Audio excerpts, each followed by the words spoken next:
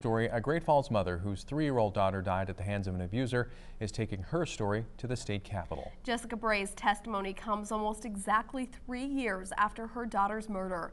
Senate Bill 198 is co-sponsored by several Great Falls lawmakers. It will increase the penalties for anyone found guilty of assaulting a minor under 3 years old. The maximum penalty right now is 5 years in prison.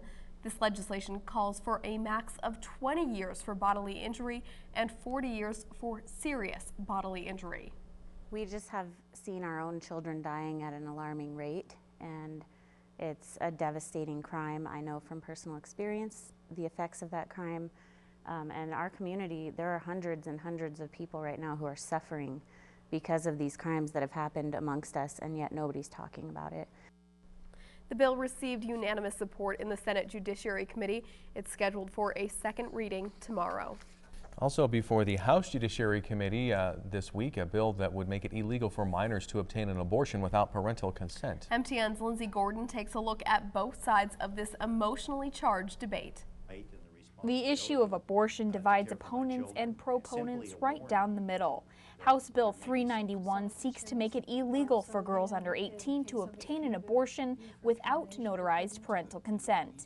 For those bill proponents, they believe the bill will protect minors. One parent testified with a personal story about how her own daughter sought an abortion and how she has struggled in her personal life ever since. At 16, she was not equipped to make a decision that was going to affect her for the rest of her life. Wanted to have participation in her choices, but for whatever reason she didn't feel safe coming to us. But we would have been able to help her with a decision that would have been better for her.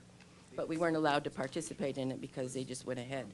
Under the bill, minors can obtain a judicial waiver for consent, but those testifying against HB 391 called the solution preposterous. Divulging sensitive and traumatizing circumstances to a judge in a public space, being questioned repeatedly about how and who and why, and doing this all while figuring out how to drive back and forth and miss school and find the money to pay for the gas and the attorney and the GAL. It's preposterous. Medical history and health complications are two reasons bill proponents gave for why it's important that parents be involved and give consent for abortions. So many times when we collect medical history from these young girls, they're not familiar with their history, and in particular their family history. But opponents strongly reject the bill, saying it does the opposite of protecting minors. It does nothing to enhance the protection of minors, but is more likely to hurt minors by making them delay care or driving them into dangerous situations where they may harm themselves or seek an illegal abortion. From the Capitol, Lindsay Gordon, MTN News. The Great Falls Public Schools are celebrating a milestone that has not been reached in 20 years. KRTV's Jen Fenter takes us through the increased student enrollment and what it means for the community. We're up considerably. ABC. Classrooms at Whittier Elementary are holding more bustling bodies anxious to learn this year. So last year we had about 219 students. So we're up a little over 30 students this year, and we're seeing that pretty much across the boards in all grade levels. The increased number of students isn't specific to Whittier. For the last 5 years, enrollment for kindergarten through 6th grade has been on the rise. As we have been cutting our budgets and cutting staff members, we've seen an increase in enrollment in the elementary side of the budget. So we're up 130 students from last year to this year. While Euchre and the rest of the district staff have been celebrating the growth the last 5 years, it hasn't been enough to offset district-wide enrollment numbers. In fact, the last time Great Falls Public Schools saw an increase in enrollment was in 1994. And for the last 20 years, the number of students starting their education in the Electric City has been on the decline.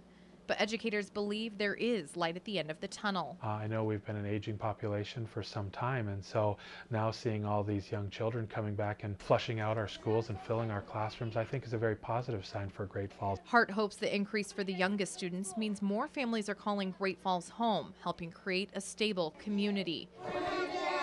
Using the district's formula, which analyzes the live birth rates in the area, the growth should be ongoing. Yes. We are projecting out for the next 5 years to have kindergarten classes of over 800 And if that trend continues as it has been for the past 3 years, we will continue to have an increased enrollment. With class sizes exceeding the district's maximum number of students, Hart says aides are in the classroom for part of the day to make sure students are getting the best education. Here's what we're gonna do. In Great Falls, Jen Fenter, MTN News.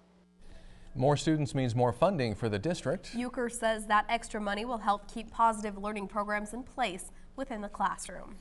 Halfway across the world, more than 1,000 people suffered injuries when a meteor broke apart over Russia. MTN's Judy Slate spoke with an expert from the Museum of the Rockies Planetarium about the chances of something like this happening again. It's really neat. It's hard to see. We get bombarded. I think it's 50,000 meteors a day hit the Earth, and about 50 make it to the ground, and you don't see them very often because they land in the ocean or places that we just don't see them. So the fact that we could see it come down is really neat. Eric Loberg is the program manager here at the newly renovated Taylor Planetarium.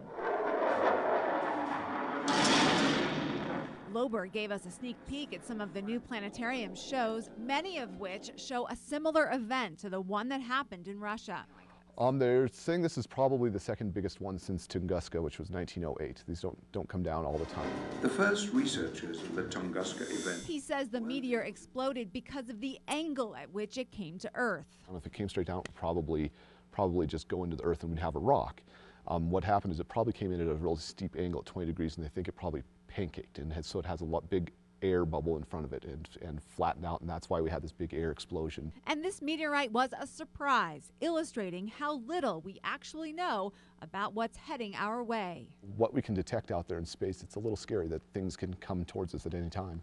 The meteorite that exploded over Russia is most likely like one of these iron meteorites they have here at the Museum of the Rockies. Now, these rocks will be on display when the planetarium reopens on March 1st. In Bozeman, Judy Slate, MTN News.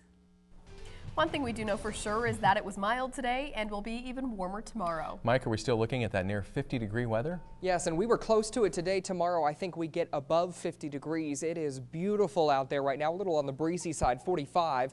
As we look out over Great Falls from the U.S. Bank iCam, sunny skies, winds southwest here, 20 to 25 miles per hour. That results in a wind chill factor of 37. Winds have been brisk this afternoon, right now sustained at 28 miles per hour up in Cut Bank, and we're getting that 10 to 25 mile per hour wind all across north central Montana, but temperatures have responded well. It's 49 in Fort Benton, 39 in Havre, Cut Bank currently at 42 degrees. Good news is live storm tracker Doppler radar is clear at this time. No snow out there, and we've got a beautiful evening ahead of us. Breezy, mostly clear, 40 degrees at 7 o'clock. We'll slip into the mid-30s. You might want to throw on a light jacket or sweatshirt. I'll show you who gets above the 50-degree mark coming up in Storm Tracker weather.